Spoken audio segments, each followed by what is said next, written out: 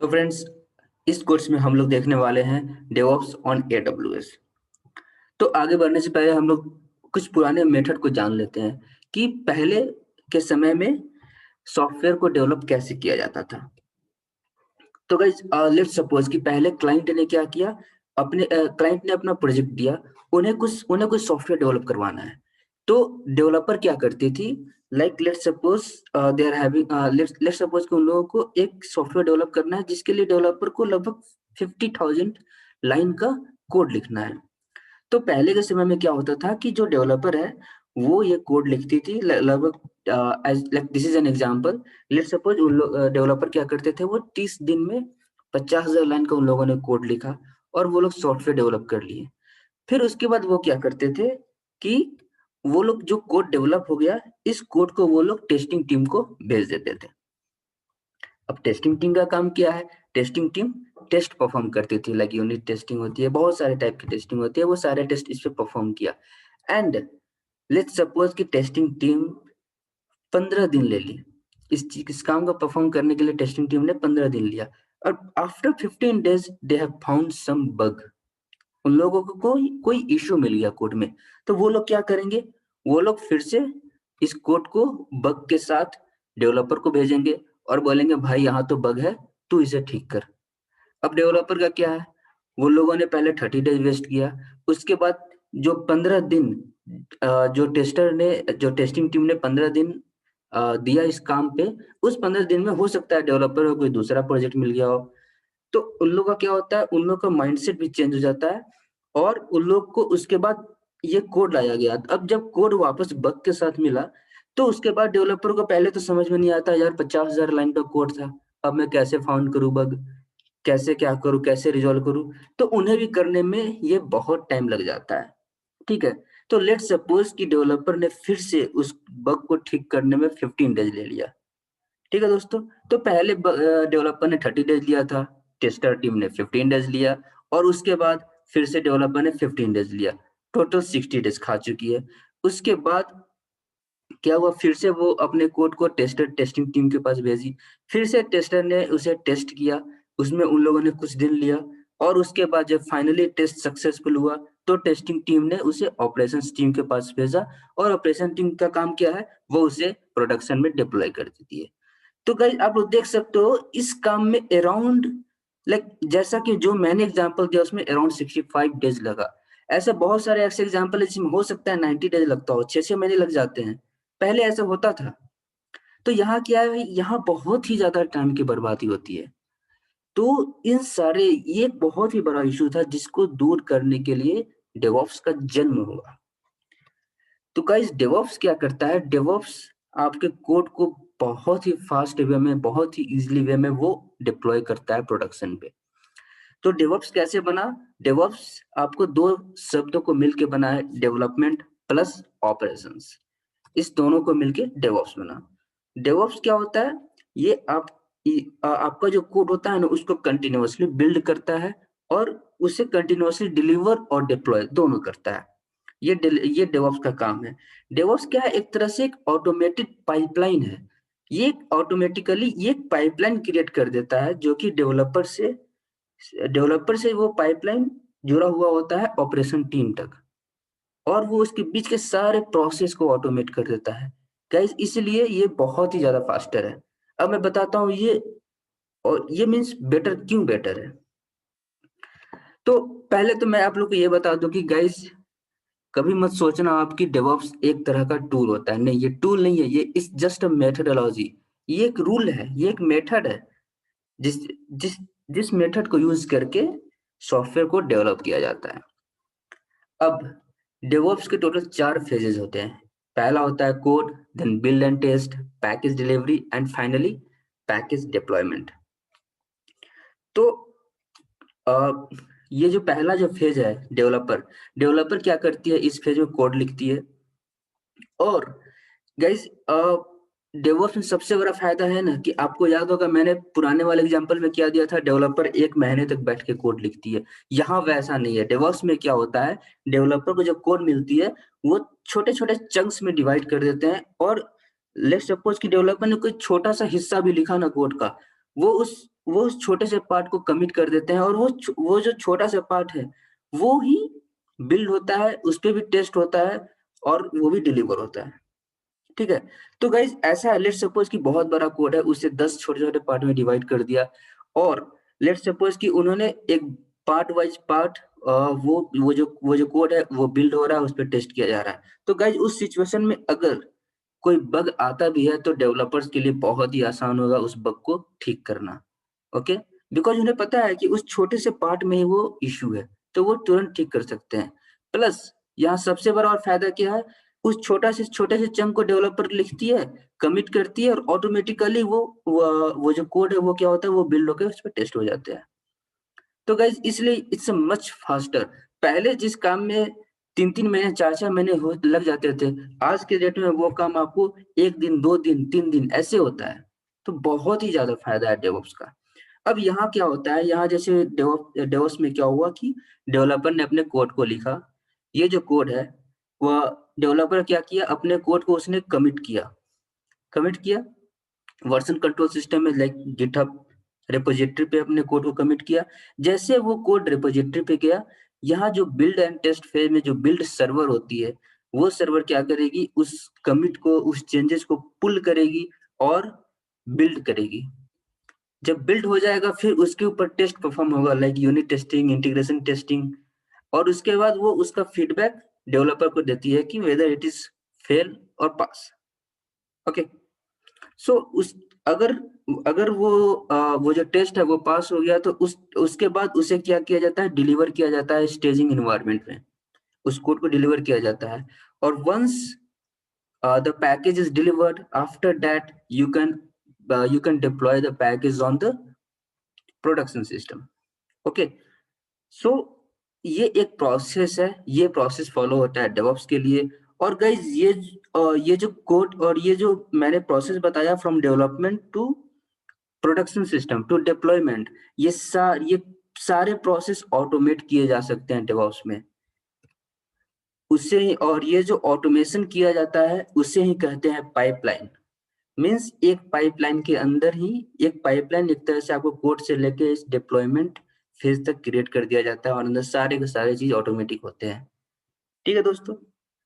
तो अब आइए इस चीज़ों को थोड़े से डिटेल में देखते हैं और गाइस लेट्स सपोज ये हमारा कंप्लीट डेवऑप्स है। मान लो ये कंप्लीट मेथड है। तो यहाँ जो लेफ्ट साइड देख सकते हो ये सारे के सारे डेवलपर हैं। ठीक है?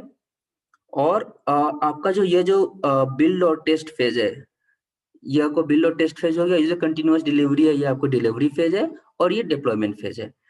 तो यहाँ क्या होता है कि लेट्स सपोज ये तीनों अलग-अलग टाइप के कोड हैं।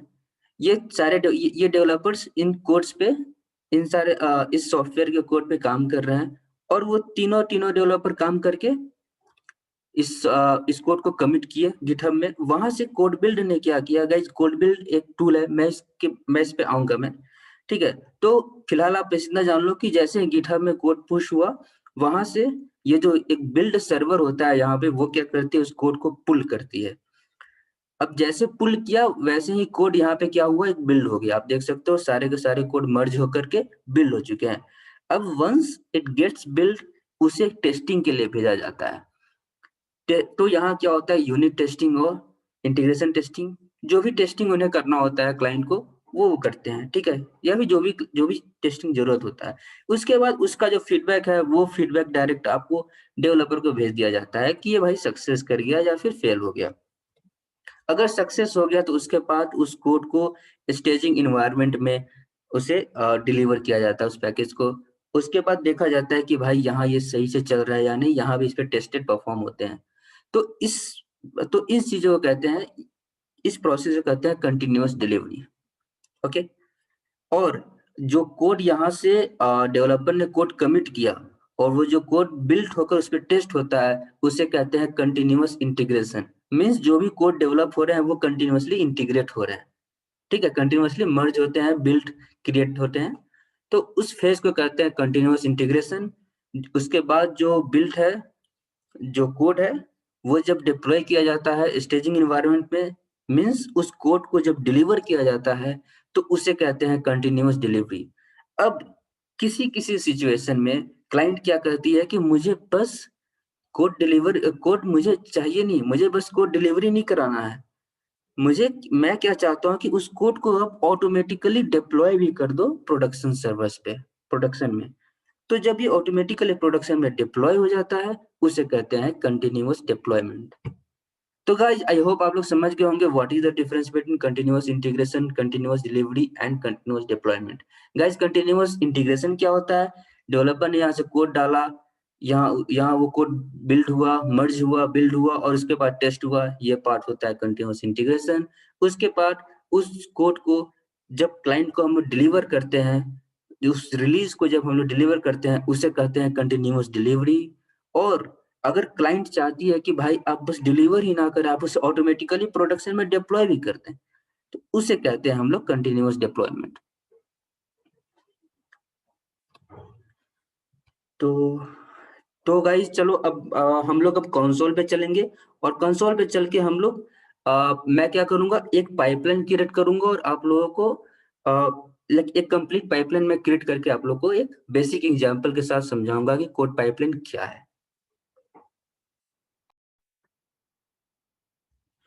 सो गाइस हम लोग अभी AWS कंसोल पे आ चुके हैं। तो गाइस बिफोर वी प्रोसीड मैं आपको बता दूं कि कंटिन्यूअस इंटीग्रेशन, कंटिन्यूअस डिलीवरी और कंटिन्यूअस डिप्लॉयमेंट के लिए बहुत सारे थर्ड पार्टी टूल है मार्केट में जो काफी फेमस है और उसे यूज किया जाता है। जैसे कि गिटहब डिपोजिटरी के लिए यूज होता है, जेनकिंस होता है जो इंटीग्रेशन सर्वर होता है, आपको डॉकर हो गया, एंसिबल सर्वर हो गया, आपको फिर क्यूबरनेटिस सर्वर हो गया, क्यूबरनेटिस हो गए। तो ये सारे कुछ थर्ड पार्टी टूल्स हैं जिन्हें यूज किया जाता है डेवऑप्स के लिए। बट आप अगर इन थर्ड पार्टी टूल्स को AWS में भी यूज करना चाहते हैं, तो वैसा सिचुएशन में क्या होगा, आपको इन सारे टूल्स के लिए अलग-अलग सर्वर्स हो सकता है क्रिएट करना पड़े। तो वो सब क्या होता है, थोड़ा हेडेक वाला काम होता है। तो AWS ने क्या किया, उन्होंने खुद अपना एक ऐसा सर्विस निकाल दिया, जिसे कोड पाइपलाइन कहते हैं। Code build, code pipeline, code deploy. तो ये सर्विसेज क्या करते हैं, ये वो जो थर्ड पार्टी टूल था, ये सारे के सारे सर्विस ये सेम काम करते हैं, बट ये AWS का अपना है। अब मैं बता दूं गाइस कि इन सर्विसेज का क्या फायदा है। पहले तो इसे सेटअप करने का कोई जरूरत नहीं है, आपको कोई ऐसा नहीं है कि भाई आपको एक सर्वर क्रिएट करना है, वहाँ जेनकिंस इंस्टॉल करना है, डॉकर इंस्टॉल करना है, वैसा कुछ नहीं है। यहाँ सब कुछ AWS मैनेज्ड होता है, तो ये बहुत ही आसान है कंपेयर टू आपको थर्ड पार्टी टूल सेटअप करना है AWS पे। अगर आपका क्लाइंट जो है वो AWS क्लाउड यूज कर रहा है, तो गाइस आपको कोई जरूरत नहीं है थर्ड पार्टी टूल यूज करने के लिए, आप लोग AWS नेटिव टूल यूज कर सकते हैं। अब इनके जो ये जो AWS नेटिव टूल है, इनके कुछ अलग ही फायदे हैं AWS में, तो मैं वो भी अभी आपको दिखाऊंगा। तो चलिए सबसे पहले हम लोग एक मैं क्या क्रिएट करने वाला हूँ, एक छोटा सा एग्जांपल आपको दिखाता हूँ मैं। ठीक है, तो गाइज हम लोग एक पाइपलाइन क्रिएट करने वाले हैं। अब मैं पाइपलाइन में मैं क्या बताऊं, मैं आपको बता देता हूँ। सबसे पहले मैं यहाँ अपना गिटहब अकाउंट ओपन करता हूँ।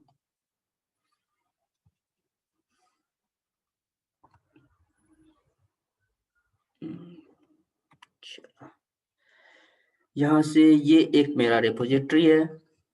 ठीक है दोस्तों, तो मैं क्या करने वाला हूँ कि ये लेट्स सपोज कि ये मेरा सोर्स कोड है। ठीक है, ये एप्लीकेशन मैंने डेवलप किया। अब इस एप्लीकेशन को मुझे डिप्लॉय करना है। ये एक वेबसाइट है, मुझे जिसे होस्ट करना है। गाइस आई होप कि आप लोग को S3 बकेट के बारे में पता होगा, उसके सारे प्रॉपर्टीज को आप जानते होंगे। मैं क्या करने वाला हूँ, मैं एक स्टैटिक वेबसाइट होस्ट करने वाला हूँ इन S3 by using S3 bucket. और वो जो वेबसाइट मैं बाय यूजिंग S3 बकेट मैं जो वेबसाइट होस्ट करने वाला हूँ, वो सोर्स कोड कहाँ होगा, गिटहब अकाउंट में होगा। और जब भी कोई भी चेंजेस इस गिटहब अकाउंट में अपना करूंगा, ऑटोमेटिकली ये चेंजेस डिप्लॉय हो जाएंगे S3 के उस बकेट पे, डेस्टिनेशन बकेट पे, जहाँ पे आपका स्टैटिक वेबसाइट होस्ट हो रहा है। ठीक है दोस्तों, तो आई थिंक आई होप कि आप लोग समझ गए होंगे कि मैं क्या क्रिएट करने जा रहा हूँ। चलिए अब हम लोग देखते हैं। तो सबसे पहले मैं क्या करूंगा, सबसे पहले हम लोग S3 बकेट बना लेते हैं, क्योंकि यहाँ पे हमें वेबसाइट होस्ट करना है। तो मैं 2 बकेट बनाऊंगा गाइस। पहला बकेट मैं आर्टिफैक्ट्स को स्टोर करूंगा। बिल्ड होने के बाद जो बिल्ड है, वो जो आर्टिफैक्ट्स जनरेट होते हैं वो इस जगह पे स्टोर होगा। और उसके बाद मैं एक डेस्टिनेशन बकेट बनाऊंगा जहाँ पे आपका कोड डिप्लॉय होगा। ठीक है गाइज, ये एक एग्जांपल है जिसके लिए AWS नेटिव टूल परफेक्ट है, वो इजीली डिप्लॉय कर सकता है आपके S3 बकेट पे। ठीक है, तो मैं पहले का नाम देता हूँ, चलो Wilson ECW the cloud world artifact. यहाँ पे क्या करूंगा, मैं अपने आर्टिफैक्ट को स्टोर करूंगा। चलो मैं फिलहाल I don't care this what policies and all. ठीक है, आप लोग पहले सीख लो कि आखिर क्या होता है, कैसे होता है, पॉलिसी हम लोग बाद में देख लेंगे। दूसरा बकेट हम लोग क्रिएट करेंगे विल्सन TCW डेस्टिनेशन। ठीक है गाइस, इसे तो हम लोग को पब्लिक एक्सेस देना ही होगा, बिकॉज हम लोग क्या कर रहे हैं, यहाँ पे स्टैटिक वेबसाइट को होस्ट कर रहे हैं। ठीक है, वर्जनिंग भी इनेबल कर देते हैं, क्रिएट बकेट। अब पहले डेस्टिनेशन बकेट को हम लोग यहाँ क्या करेंगे, इसके जो स्टैटिक वेबसाइट होस्टिंग है इसे हम लोग इनेबल कर देंगे।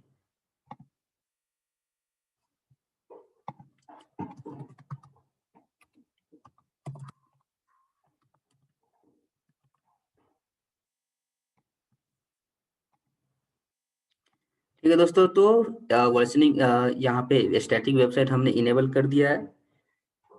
अब हम लोग क्या करेंगे, अब हम लोग एक पाइपलाइन क्रिएट करेंगे। पाइपलाइन क्या होगा, from this GitHub to this S3।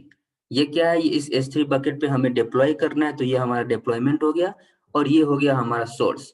तो यहाँ से लेके यहाँ तक हमें क्या करना है, पाइपलाइन क्रिएट करना है। तो हम लोग चलिए कोड पाइपलाइन पे चलते हैं, ये रहा हमारा कोड पाइपलाइन, यहाँ चलते हैं। तो कोड पाइपलाइन क्रिएट करने से पहले हमें क्या करना होगा, यहाँ पे बिल्ड क्रिएट करना होगा। आपको याद होगा मैंने क्या बोला था, जैसे ही कोड कमिट होगा वो पहले बिल्ड होता है, उसके बाद उसे डिप्लॉय करते हैं। तो हम लोग यहाँ वैसे हम लोग यहाँ बिल्ड करेंगे। वैसे यहाँ पे हम लोग विदाउट बिल्ड किए हुए भी ये काम कर सकते हैं गाइस, जैसा कि मैंने आप लोगों को बोला है कि S3 की AWS नेटिव टूल्स के कुछ अपने ही फायदे हैं। तो उन सारे चीजों को हम लोग बाद में देखेंगे, फिलहाल हम लोग बस एक पाइपलाइन का छोटा सा एग्जाम्पल देख रहे हैं। तो हम लोग के पास क्या है, सोर्स है। अब आते हैं, ये आपको कोड फेज हो गया, अब आते हैं हम लोग बिल्ड फेज पे। बिल्ड फेज पे आप लोग कोड बिल्ड पे आ जाओ। ये सर्विस है जो कि बिल्ड प्रोवाइड करता है। तो यहाँ पे आप गेटिंग स्टार्टेड पे जाओ, क्रिएट प्रोजेक्ट करो। यहाँ पे चलो मैं प्रोजेक्ट का नाम कोड बिल्ड ही दूंगा। ओके,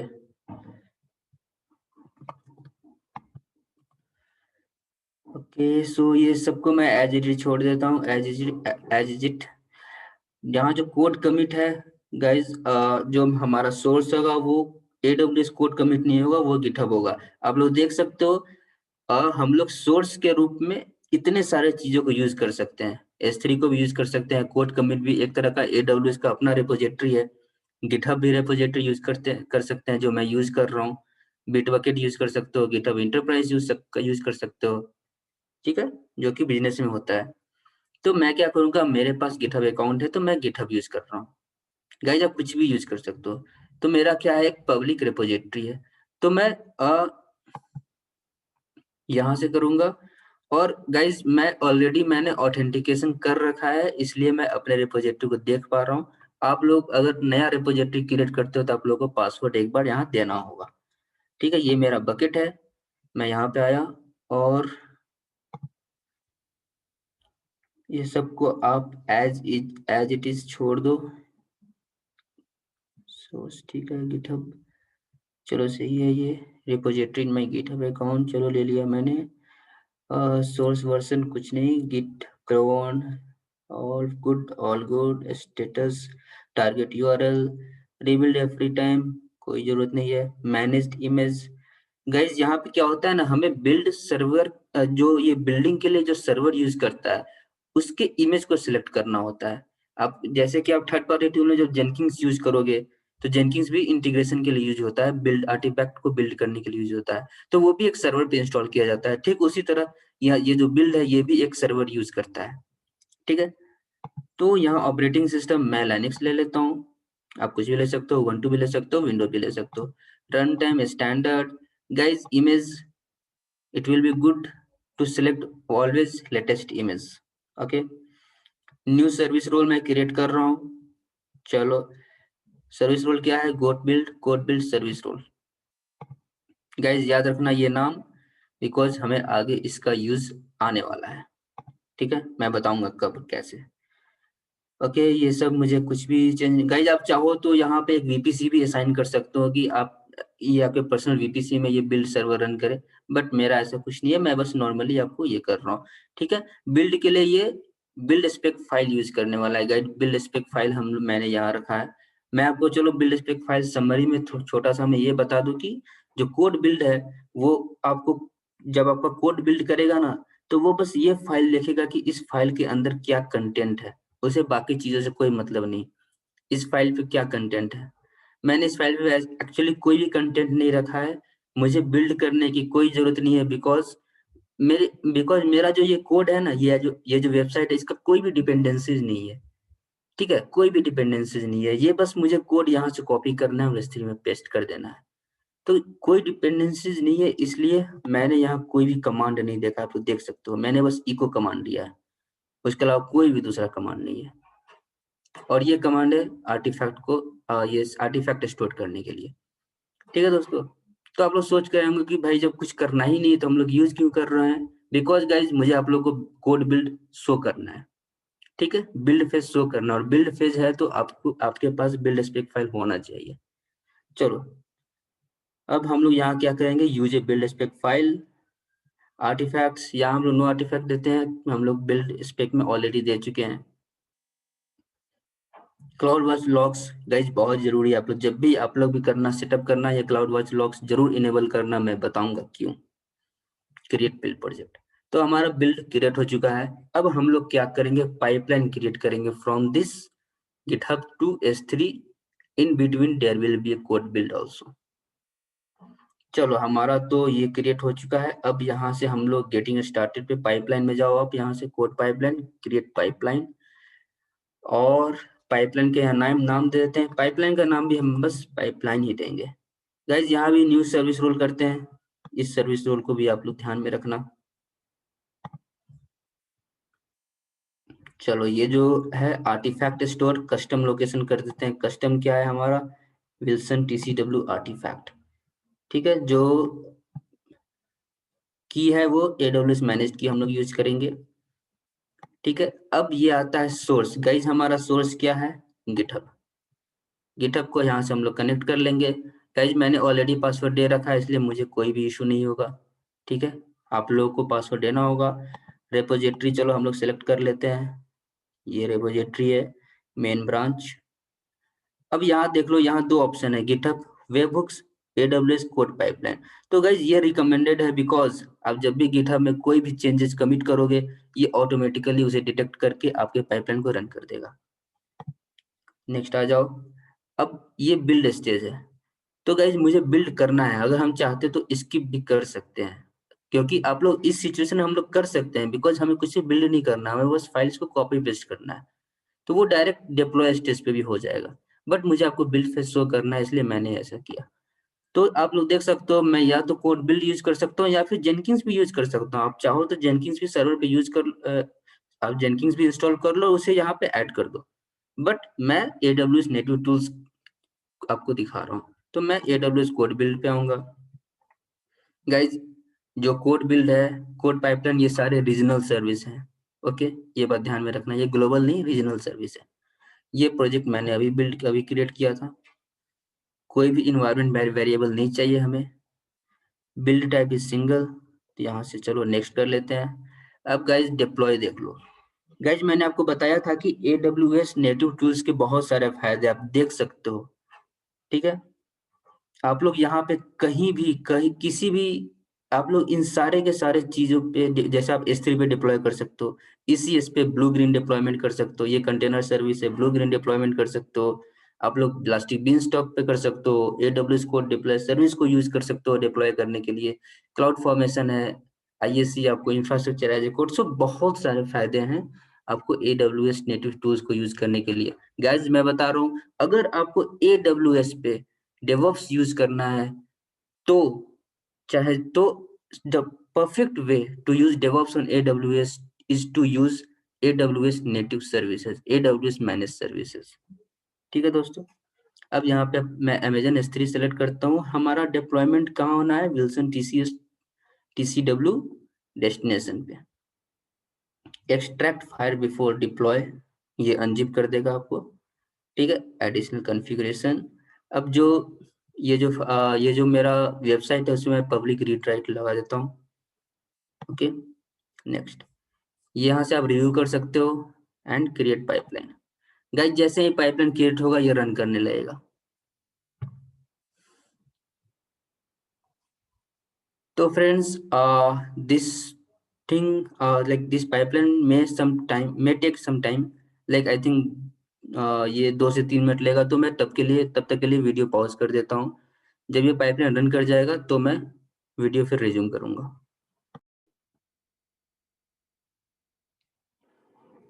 गाइज, आप लोग देख सकते हो यहाँ 3 मिनट ऑलरेडी हो चुका है और ये स्टिल इट्स बिल्डिंग। तो आई थिंक अब ये हो जाना चाहिए, इसलिए मैं पॉज नहीं करूंगा, आप लोग को कंटिन्यूअसली शो करूंगा।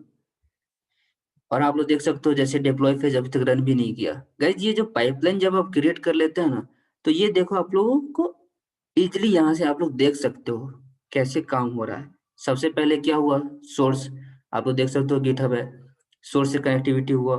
उसके बाद जो कोड है वो कोड बिल्ड फेज में आपको बिल्ड हो रहा होगा। ठीक है, तो इसमें इतना टाइम लग रहा है। जब बिल्ड हो जाएगा, जब आर्टिफैक्ट्स रेडी हो जाएंगे, उसके बाद वो उस कोड को क्या होगा, वो डिप्लॉय करेंगे S3 बकेट पे। आप लोग यहाँ देख सकते हो। ठीक है, तो गाइज यही चीज है, और इसका ये भी एक फायदा है कि हम लोग डायरेक्टली इसे देख सकते हैं। जैसे कि अभी देखो 4 मिनट हो गया, और यहाँ से चलो मैं डिटेल्स पे क्लिक करूंगा, तो यहाँ से आप लोग देख सकते हो डिटेल्स इसका। गाइज, मैंने आपको बोला था ना कि क्लाउड वॉच लॉग ऑलवेज हमें अप रखना है। आप लोग देख सकते हो। आप लोग चलो, आप हमारा क्या हुआ, हमारा डिप्लॉयमेंट क्या हुआ, फेल हो गया। ये बिल्ड फेज में ही फेल हो गया, मीन्स वो कोड को बिल्ड नहीं कर पा रहा है। अब जब मैंने आपको क्लाउड वॉच इनेबल करने को कहा था, इसलिए कहा था क्योंकि जैसे आप डिटेल्स पे क्लिक करोगे आपका ये डिटेल आ जाएगा। यहाँ पे आप लोग देख सकते हो क्या इश्यू हुआ, यहाँ से पता चलेगा। क्या है इधर? एक्सेस डिनाइड, मीन्स कुछ एक्सेस इश्यू है। अब आप लोग देख सकते हो एक्सेस कहाँ है। ये देखो, ये जो मैंने बकेट क्रिएट किया था विल्सन TCW आर्टिफैक्ट, ये यहाँ से क्या हो रहा है, पुल नहीं कर पा रहा है। ठीक है, अब लोग क्या देख रहे हो, waiting for agent ping, ping नहीं हो रहा, मीन्स कुछ इश्यू है, मीन्स एक्सेस इश्यू है। इसका मतलब क्या है? आप लोग देख सकते हो कि सोर्स आर्टिफैक्ट पे यहाँ पे ऑलरेडी आर्टिफैक्ट क्रिएट हो गया है। अब इस आर्टिफैक्ट को पुल करके उसे क्या करना है, डिप्लॉय करना है। इस आर्टिफैक्ट को पुल करके डिप्लॉय करना है, तो वो नहीं कर पा रहा। अब मैं चलो S3 बकेट पे आपको शो करता हूँ, ये आर्टिफैक्ट है। ठीक है, आप लोग देख सकते हो ये आर्टिफैक्ट यहाँ क्रिएट हुआ। गाइज, 2 आर्टिफैक्ट क्रिएट होता है, एक होता है सोर्स आर्टिफैक्ट, ये दूसरा होता है बिल्ड आर्टिफैक्ट। ये सोर्स आर्टिफैक्ट क्या हुआ, ये जैसे ही सोर्स पुल किया, जैसे कोड आपको पुल किया गया है सोर्स, तो वो कोड यहाँ पे आपको शो करेगा, एज ए जिप फाइल है ये। ठीक है, अब जब डिप्लॉय किया जाएगा तो इसी कोड को यहाँ से पुल किया जाएगा, और उस एक इसका बिल्ड आफ्टर बिल्ड एक और आर्टिफैक्ट क्रिएट होगा। ठीक है, वो बिल्ड आर्टिफैक्ट के नाम से होगा, जो मैं अभी आप लोग को दिखाऊंगा, और उसके बाद उस कोड को डिप्लॉय कर दिया जाएगा। तो यहाँ क्या इश्यू हो रहा है कि सोर्स आर्टिफैक्ट तो क्लियर हो गया, क्रिएट हो गया, बट बिल्ड नहीं हो पा रहा है कोड। मीन्स कुछ ऐसा एक्सेस इश्यू है जिस रीजन से बिल्ड नहीं हो पा रहा है। तो आइए हम लोग एक्सेस इश्यू क्या है वो देख लेते हैं। तो चलिए, आप लोगों को पहले हम लोग इस कोड बिल्ड पे चलते हैं, और यहीं से हम लोग उसके रोल्स को देखेंगे। ठीक है, बिल्ड डिटेल्स आई थिंक, और रिपोजिटरी, ये देखो ये सर्विस रोल है हमारा। चलो, रोल में क्या इशू है? गाइस, रोल में ही इशू है। अगर एक्सेस इशू है means you should check the role. आप तो देख सकते हो अटैच पॉलिसी, यहाँ पे क्या क्या पॉलिसी है। आप लोग देख सकते हो S3 पे रीड और राइट का एक्सेस दिया गया है। ठीक है, कंप्लीट एक्सेस नहीं है। मैं यहाँ क्या करूंगा, कंप्लीट एक्सेस S3 पे दूंगा। पुट एक्सेस, फुल एक्सेस, बहुत सारे एक्सेस होते हैं, तो मैं S3 को चलो फुल एक्सेस दे देता हूँ, अटैच कर देता हूँ। ठीक है, हो गया। अब मैं क्या करूंगा कि इस पाइपलाइन को फिर से रन करूंगा। Let's see what's happening now. तो I think it will take another 3 minutes, so मैं क्या करता हूँ, मैं फिर से इसे तब तक पॉज कर देता हूँ। तो फ्रेंड्स, फिर से ये ऑलमोस्ट 3 मिनट हो चुका है। तो अब देखते हैं आगे क्या होता है।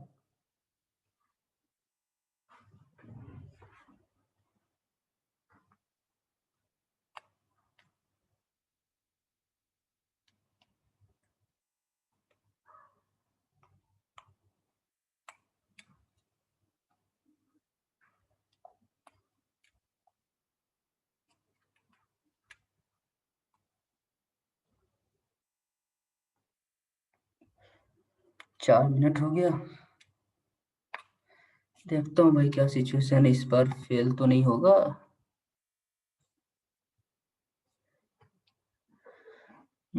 ओके। तो आप लोग इधर देख सकते हो ये सक्सेस हो चुका है, इधर सक्सेस शो कर रहा है, ये सक्सीडेड। इधर भी तुरंत आ जाएगा ये।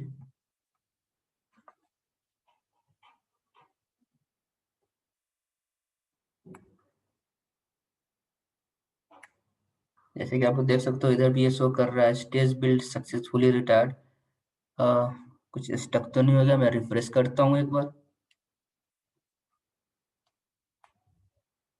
Okay, perfect. और आप लोग देख सकते हो रिफ्रेश करने के बाद इधर शो करने लगा, जो बिल्ड फेज था वो सक्सीडेड हो गया। अब क्या है, डिप्लॉय फेज इन प्रोग्रेस हो चुका है।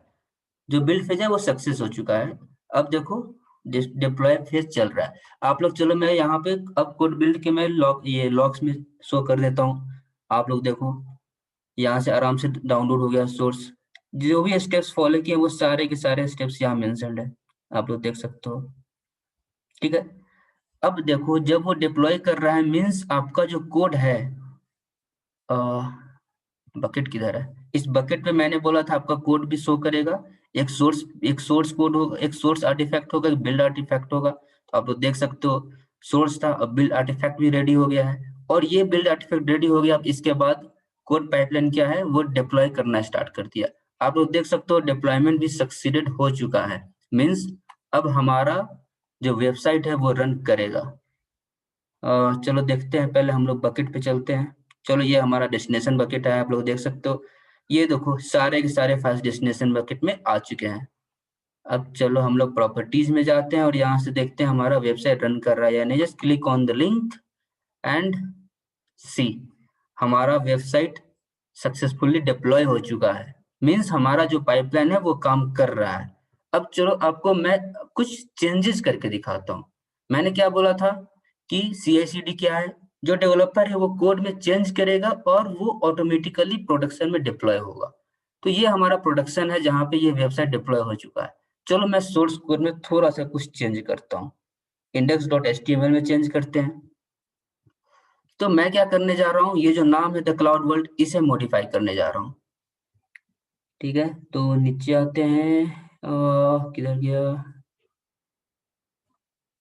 ओके ये रहा द क्लाउड वर्ल्ड है। इसे मैं यहाँ ब्रैकेट में कर देता हूँ मॉडिफाइड वर्जन 0.2। ओके। अब इस चेंज को हम लोग क्या करते हैं, कमिट करते हैं। गाइज आप लोग गिटहब में मॉडिफिकेशन करने के लिए कोई भी एडिटर का यूज कर सकते हो। वीएस कोड कर सकते हो, आप लोग नोटपैड यूज कर सकते हो, नोटपैड प्लस प्लस यूज कर सकते हो, कुछ भी यूज कर सकते हो। मुझे बस यहाँ माइनर चेंज करना था, इसलिए मैं डायरेक्ट वेब कंसोल का यूज कर रहा हूँ। चलो मैं यहाँ से चेंजेस कमिट करता हूँ। जैसे ही मैंने चेंज कमिट किया आप लोग को मैं पाइपलाइन पे ले चलता हूँ। आप लोग देखना अभी ऑटोमेटिक ये देख सकते हो आप, सोर्स ऑटोमेटिक ये इन प्रोग्रेस हो गया है। तो फिर से ये अराउंड आई थिंक 2 से 3 मिनट लेगा। नहीं, आई डोंट थिंक इस बार इसे ज्यादा टाइम लेना चाहिए बिकॉज ऑलरेडी सब कुछ डिप्लॉयड है। तो मैं पॉज नहीं करता हूँ वीडियो, ऐसे ही देखता हूँ मैं। चलिए देखते हैं कितना टाइम लेता है इस बार। चलिए बिल्ड फेज में आ चुका है अब।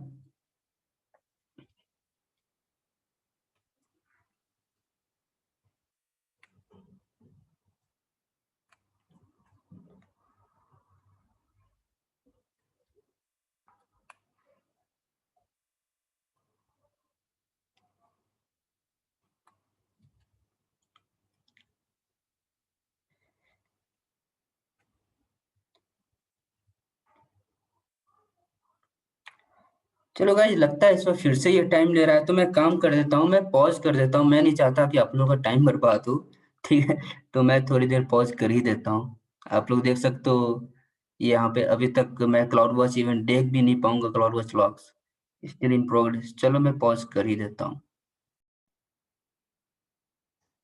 तो दोस्तों, आप लोग देख सकते हो अभी भी 3 मिनट निकल चुका है, तो आई थिंक अब हो जाना चाहिए अपडेट। देखते हैं और कितना टाइम लेता है ये।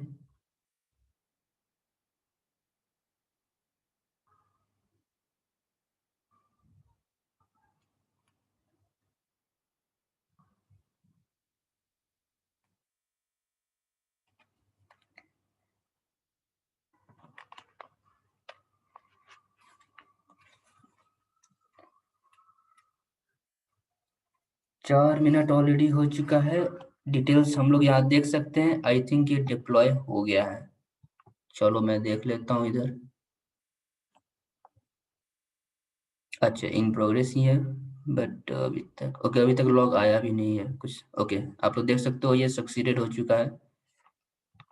तो अब ये यहाँ से सक्सीडेड हो, पहले ये सक्सीड होगा, उसके बाद फिर से डिप्लॉयमेंट स्टार्ट होगा। चलिए रुकते हैं थोड़ी देर।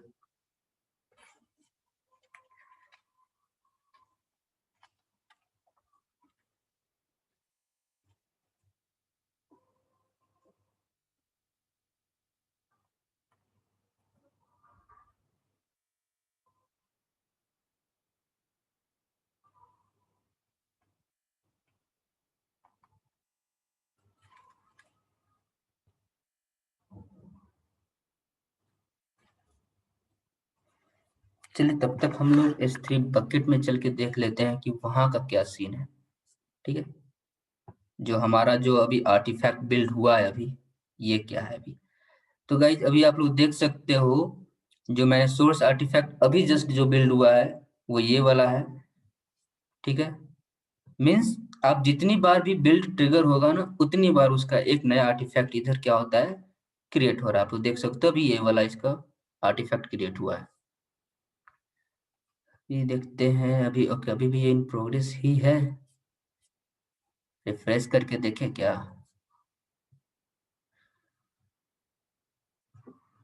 ओके, रिफ्रेश करने से हो गया, और डिप्लॉयमेंट भी सक्सीड हो चुका है। गाइस आई थिंक कुछ इशू है, बिकॉज ये ऑटोमेटिकली हो जाता है, बट आई थिंक मेरे नेटवर्क में शायद कुछ इशू है। चलो कोई बात नहीं, हम लोग चलो अब यहाँ देख लेते हैं।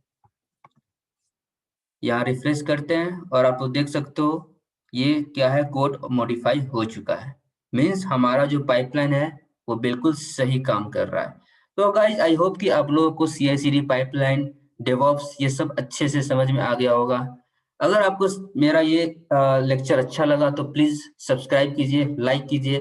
कोई भी अगर कोई भी डाउट हो तो आप मुझे मेल कर सकते हैं। मैंने अपना email ID डिस्क्रिप्शन में दे रखा है।